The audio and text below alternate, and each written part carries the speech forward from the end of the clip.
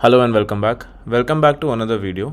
आज मैं आपको अपनी एक शीट स्ट्रेटनिंग मशीन दिखाना चाहूँगा, उसका एक और एप्लीकेशन दिखाना चाहूँगा। हमारे क्लाइंट जेसीबी के एक बहुत बड़े वेंडर हैं। ये जेसीबी के लिए पार्ट्स और सब असेंबलीज बनाते हैं।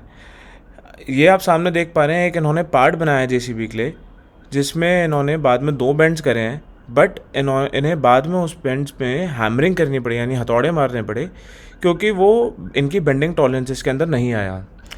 बेसिकली ये क्लाइंट जब शीट लेकर उसकी लेज़र कटिंग करते हैं तो हीट के वजह से, कटिंग की वजह से जो हीट डेवलप होती है उसकी वजह से स्ट्रेसेस डेवलप हो जाते हैं, यानी सिंपल भाषा में डिफॉर्म हो जाती है शीट बेंड हो जाती है थोड़ी सी।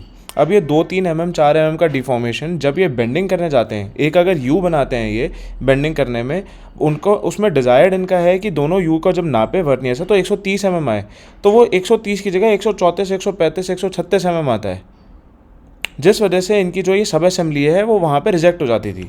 रिजेक्शन से बचने के लिए लोग हैमरिंग करते थे, हैमरिंग करने की वजह से उस पर मार्क्स आते थे और एट द एंड टॉलरेंसेज में फिर भी नहीं आ पाती थी। अब मैं आपको बताता हूँ हमारी मशीन ने कैसे इनकी प्रोडक्ट एक्सेप्टेंस को बढ़ाया, इनका टाइम बचाया और इनकी प्रोडक्ट की क्वालिटी को बढ़ाया। एक चीज़ जाननी और इम्पॉर्टेंट ये है कि इस शीट में, इस पर्टिकुलर शीट में 2 एक्सिस में डिफॉर्मेशन है, यानी इसमें अलॉन्ग द लेंथ के अलॉन्ग और विड्थ के अलॉन्ग दोनों तरफ डिफॉर्मेशन है, इसलिए इसमें 2 पासेस करे गए हैं। इस शीट को पहले आपने देखा कि पहले हमने एक एक्सिस के अलॉन्ग डाला है एंड अब इसको लेंथ के अलॉन्ग डाला है हमने। अब ये शीट बाहर आती है तो हम आपको दिखाते हैं। आप देख सकते हैं हमारी ये 13 रोलर शीट स्ट्रेटनिंग मशीन से एक ही सेटिंग पे बस शीट को एक बार 90 डिग्री फ्लिप करके हमने डाला है, 90 डिग्री घुमा के डाला है सिर्फ एक बारी।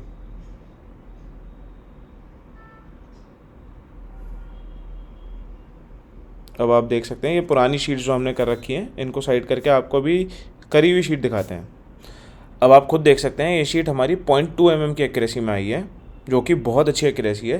पहले इसी शीट को क्लाइंट 4 mm के डिफॉर्मेशन में चलाते थे, अब 0.2 mm के एक्यूरेसी में आई है ये मशीन सिर्फ 2 पास में, जिसमें मात्र इन क्लाइंट के 30 सेकेंड से 60 सेकेंड लगे हैं। कोई सेटिंग नहीं लगी, कोई कुछ नहीं लगा। आप खुद इंस्पेक्ट कर सकते हैं शीट को, कहीं पे कोई गैप्स नहीं है, कहीं से ये शीट बेंट नहीं है, जबकि ये मटेरियल भी high tensile high yield material है और इसमें स्टार्टिंग में और एंड में जो सरफेस एरिया है वो डिफरेंट है बीच के सरफेस एरिया से, यानी अनइवन शीट है ये, एकदम टेबल टॉप एक्यूरेसी पे आई है ये, आप खुद देख सकते हैं।